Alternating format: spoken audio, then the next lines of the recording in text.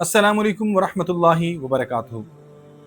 दोस्तों, इस वक्त दुनिया के जो हालात हैं, आ, जितने भी बड़े एनालिस्ट हैं, जितने भी बड़े तज्ज़िया निगार हैं, वो वर्ल्ड वॉर 3 की जानिब जो है वो मामलात को जाता हुआ देख रहे हैं। अल्लाह से दुआ है कि अभी इस तरह के मामलात ना हों, लेकिन कुफ्र जितना भी है, यहूदी नसरानी जितने भी हैं आपस में इकट्ठे हो चुके हैं।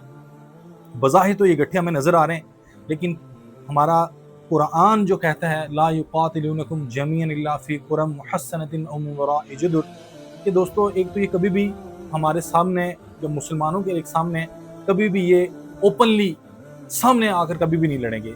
आपको जब भी ये वार करते देखेंगे छुप कर और डर कर वार करते हुए देखेंगे। बज़ाहिर तो ये आपको एक नज़र आते हैं, लेकिन दिल ही दिल में ये एक दूसरे से बड़े फट पड़े हैं, इनके दरमियान आपस में बड़े इख्तलाफात हैं। बज़ाहिर ये बड़े ज़बरदस्त नज़र आते हैं हमें, लेकिन दिल ही दिल में इनके अंदर बड़ी मुखालफत जमा है।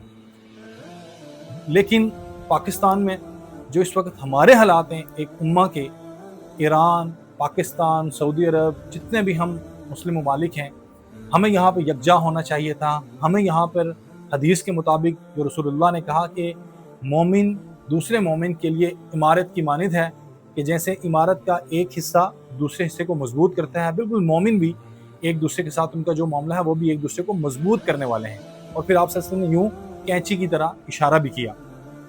लेकिन यहाँ पर क्या मुआजरा दोस्तों देखने को मिलता है कि ओपनली एक जमात के सरगना मेंबर हैं, वो क्या कह रहे हैं कि हम ईरान को सपोर्ट नहीं करेंगे। क्यों? कि वो माज़ल्लाह बुग़्ज़ उस्मान में वो लोग मुब्तला हैं।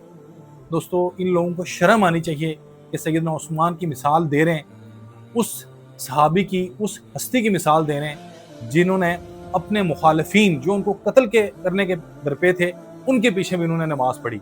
और ये क्या बकवास कर रहे हैं और किस तरह का ये जो है ना स्टेटमेंट्स दे रहे हैं, इनको शर्म आनी चाहिए हमारे अकाबरीन और हमारे असहाब का नाम लेते हुए भी। उम्मत को सिर्फ ये बिखेरने के लिए और उम्मत को सिर्फ ये जो है ना काटने के लिए यहाँ पर दोस्तों मौजूद हैं।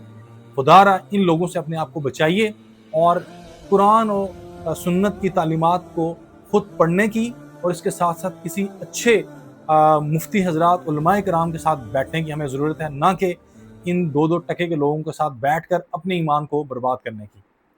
अल्लाह से दुआ करते हैं कि अल्लाह पाक हमें समझ की तौफीक अता फरमाए। आमीन या रब्बल आलमीन।